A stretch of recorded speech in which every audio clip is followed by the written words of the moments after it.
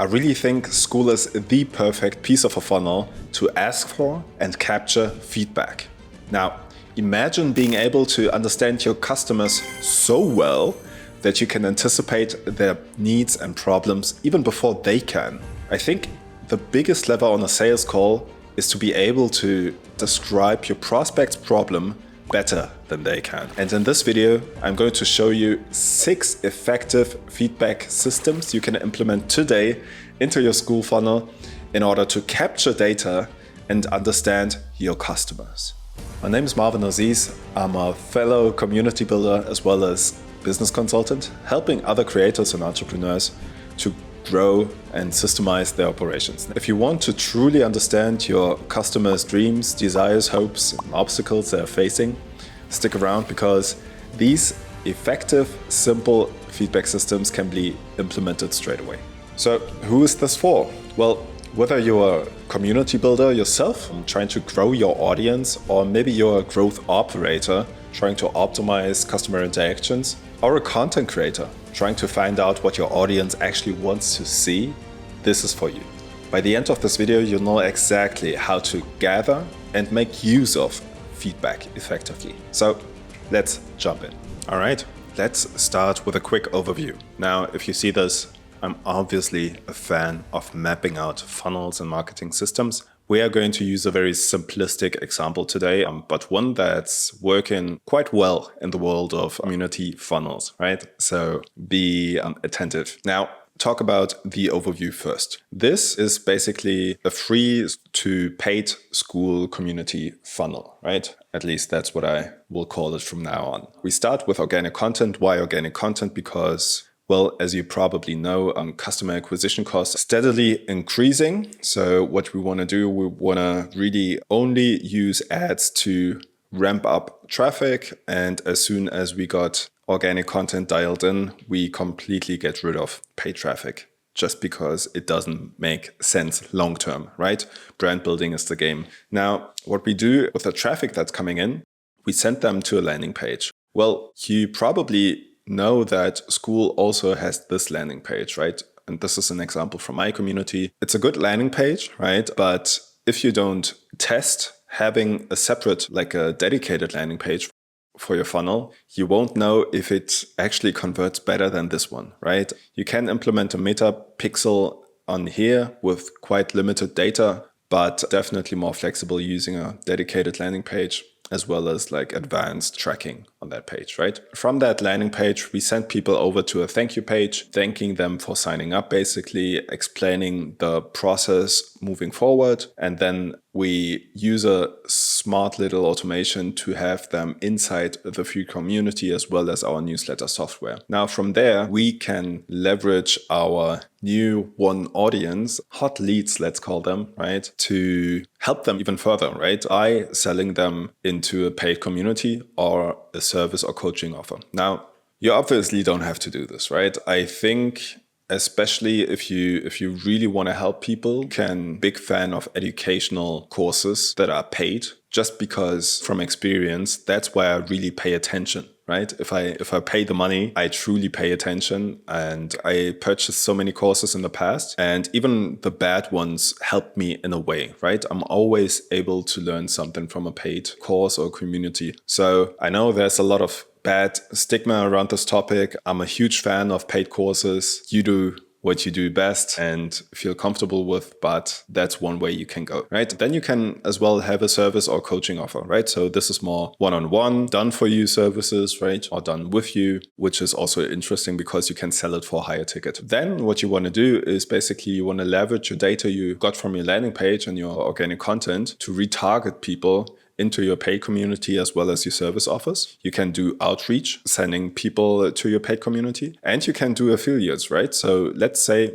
you have 10 people inside your community who have seen fantastic results, right? They are just super happy with paying these $300 a month for you to, have their solution. Now, in order to leverage that, and I think you should definitely do so, I think you can go 2 routes. One is you can ask for a testimonial. That's the easiest ask you can do. Second, you can offer them to refer their friends to your program, right? And you can incentivize that by offering them an affiliate commission. Now, Skool natively doesn't yet have an affiliate program. What you can do is you can use external software to do so, right? There are many, many platforms out there that offer these kind of solutions. You'd need to have the payment externally, but that's what we do with one of my clients, for example. We have the payment on Stripe, basically. We have an external affiliate program that we use in order to have our members refer other members into our paid community, right? And as soon as you have testimonials, you can again leverage that into your newsletters, into your landing pages, into your thank you pages, into your organic content, right?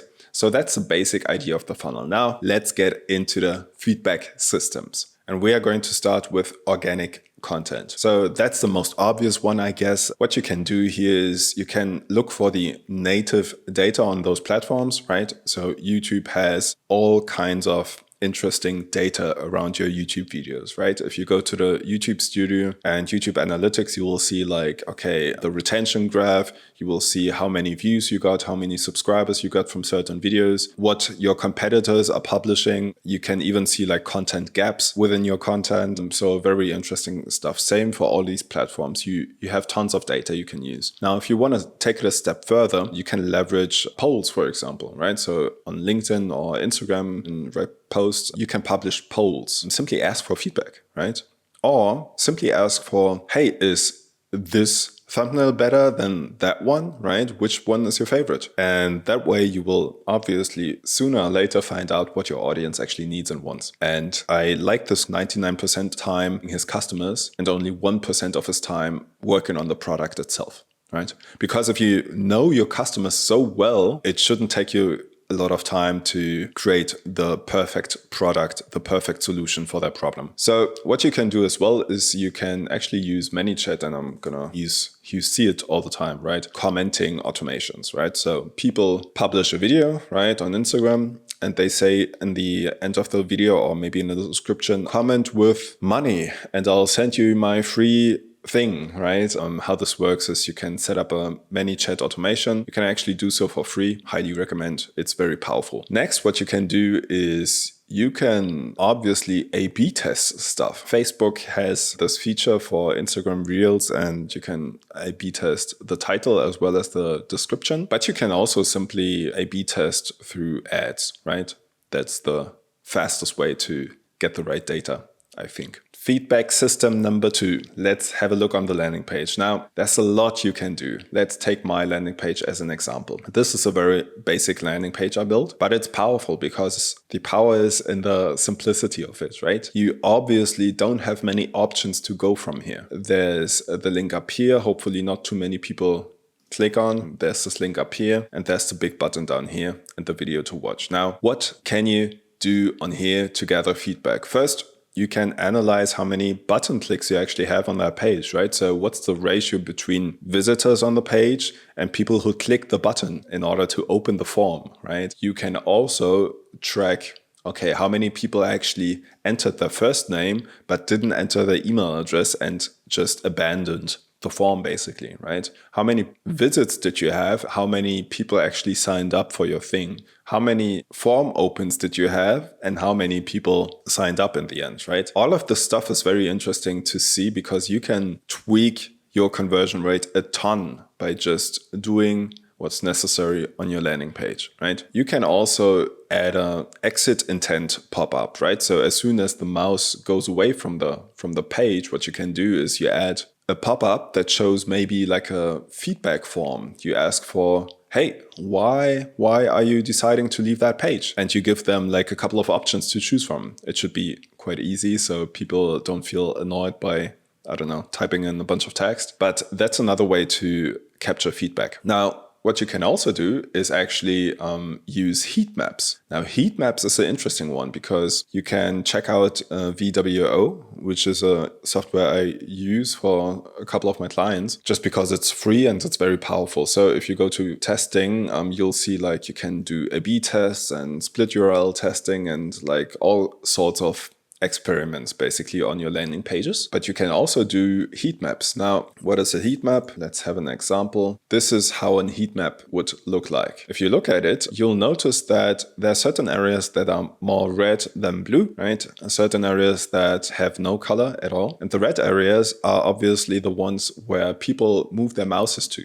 So it seems to be the most interesting ones, right? So if we would have a look at the heat map of this, I'm not going to show it to you right now, but you would notice that we have like a really highly red area on the CTA down here. Another one here at the video, right? Another one up here with the sound activation thing, right? Yeah, that's basically it. And if you open this one, the most red one is definitely the first name, right? So you know exactly what people are looking for. And if you have like a long ass page, it's worth checking the heat map because you will see that most people don't actually look at the full page, right? And you can use that to simplify your landing pages. So that's another one. A/B tests already mentioned, and you can offer small incentives. Now, if you, as I mentioned it, right, if you want to utilize a feedback form as a pop-up in the exit intent pop-up, right, you can incentivize people to fill it out by giving them something for free, right? Hey, why are you leaving? Isn't this interesting? If you give me 1 minute of your time to give me some feedback,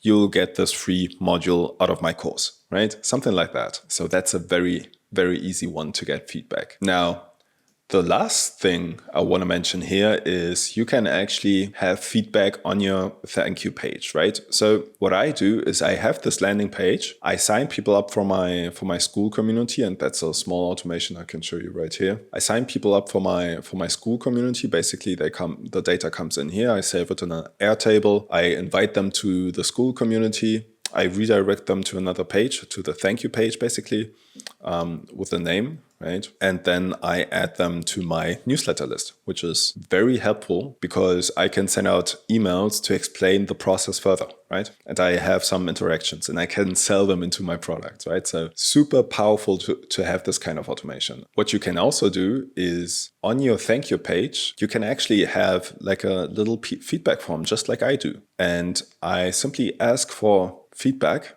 right? It's quite open. And if I type in my information and I say, hi, I love your content. Thanks from Berlin. And I submit it. Well, what happens is I get a message back. Hi there. Thank you so much for your kind words and support. I'm thrilled to hear that you're loving the content. It means a lot to me. If you have any questions or need any assistance, feel free to reach out. Cheers from Marvin. So this is basically an AI chatbot I trained to answer these feedback forms, which is another nice signal. And I store all of this information inside a Google Sheet, right? Here's the information and I get an email from it as well. Really, really helpful, right? So now we're starting to understand how our prospects are actually navigating our funnel. We can go a step further. Let's have a look at the third system, which is feedback upon joining the community. What you can do inside your community is a ton of things to get feedback. It's like Skool is super powerful for that. But one thing that's quite interesting is setting up automatic DMs, right? Because you don't have to do the work in order to gather feedback around that. If you go to settings and click on plugins and then go to auto DM new members, you can set up an automatic message that every member receives as soon as they join. And you can simply ask for things like, what are you hoping to learn in here? What's your next goal? What are you most interested in? Stuff like that. And it's very helpful data you can capture there. Now, this is not the only thing you can do. You can also implement membership questions. And you got to be careful here because we are basically inviting members to our Skool community via email. So they will not necessarily see the membership questions. But if you don't do that, you can simply ask what they're most interested in within the membership question. Things like, how did you find us? What do you think this program will help you? Or what are you hoping to learn in here? All of these questions can go a long way. And here's another tip. If you decide to ask for the email in here, you can actually use that data and populate your CRM leads with that, right? I use Pipedrive, right? That's the name. I don't know why it's, Pipeline.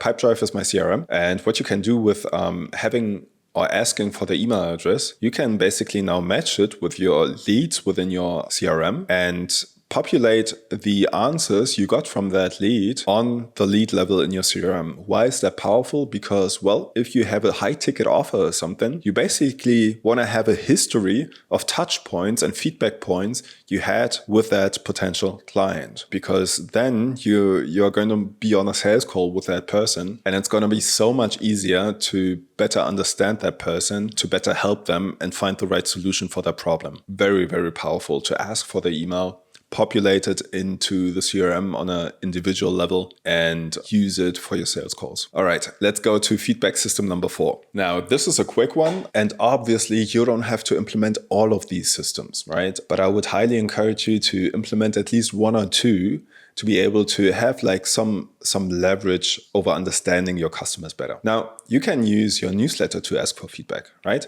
So as soon as someone signs in on the landing page, you send them to Skool, you send them to your newsletter software, and you can immediately ask them for, how did you find me? What are you most interested in? What's your current obstacle you're facing, right? All of these questions are very, very powerful. Also, if people answer your email or at least click a link to answer that survey, your email deliverability will increase, right? You will end up less often in the spam folder because the trust score of your email is increasing. Another powerful one. And obviously, again, you want to capture that data and have it on an individual level inside your CRM, especially if you offer like high ticket services afterwards, just because it's like so powerful to have a call with a prospect, look at their history, and have a bunch of feedback from that person basically telling you what exactly they're looking for. If you use like a type form in that process, right? So you can send people from your newsletter to a type form. You can also like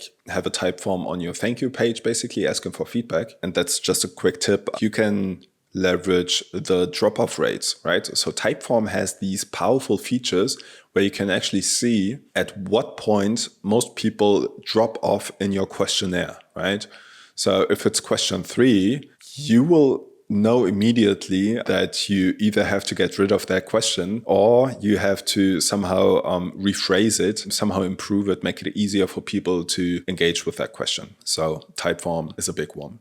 You can use Jotform for that as well. And all of this information, again, from Typeform, I would highly encourage you to send it over to your CRM to have it on the individual prospect level. Feedback system number 5.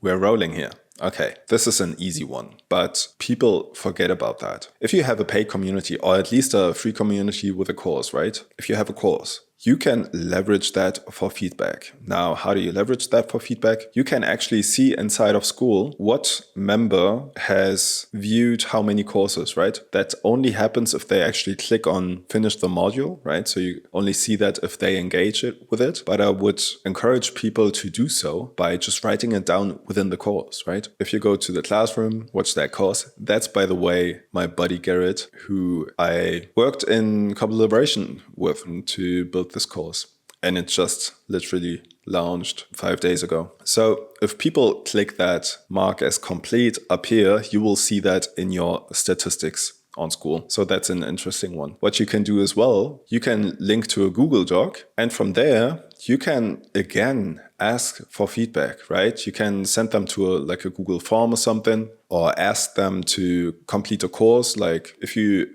have a proper course and you want to help people, most likely people will need to do some homework, right? And within that homework is a lot of feedback already, but you can also ask for feedback after sending over the homework. So there are a lot of possibilities within the classroom. People simply overlook. That's my 2 cents on that. Okay, feedback system number 6. When someone buys a product or subscribes to a paid community, you can use applications or questionnaires to gather detailed feedback. Now, if you ask predefined questions during a sales call, and that's probably somewhere around here, you have the option to use AI to help you with it. Now, what do I mean by that? You can actually, and I use Odin. I use Odin to join my sales calls.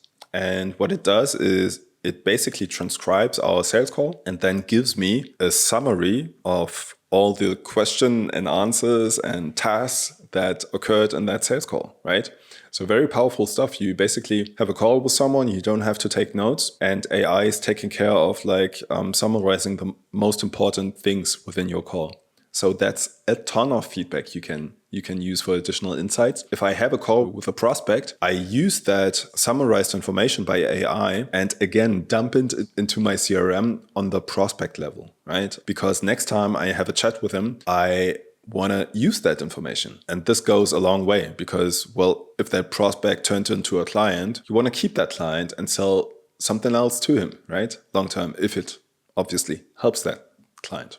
I have one more tip for you. If you're using external payments in your Skool community, right? Like Stripe or something, you will need a process for cancellations. So people can't just go to Skool and cancel their subscription because it's all hosted with Stripe externally. What I do is I send them, instead of sending them directly to the Stripe cancellation page, I send them to a cancellation form on my website, right? This is crucial. Like, I highly underestimated how powerful this is because you will exactly see why people churn. You can start to fix your churn and increase your retention by just leveraging a cancellation form before people can actually cancel. Now, obviously, you don't want to make it like annoying to fill out that form, but you can definitely ask a couple of questions, especially if you make it easy for that former client to fill it out, right? And it's the only path, right? So you want to have that cancellation form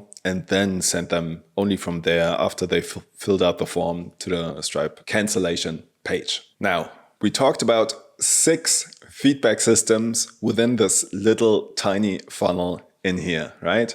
We talked about feedback during the organic content engagement right here. We talked about the feedback on the landing page. We talked about feedback upon joining the community right here. We also talked about feedback during and after the email list sign up, which is right here. And we talked about feedback in the community as well as after the purchase, right?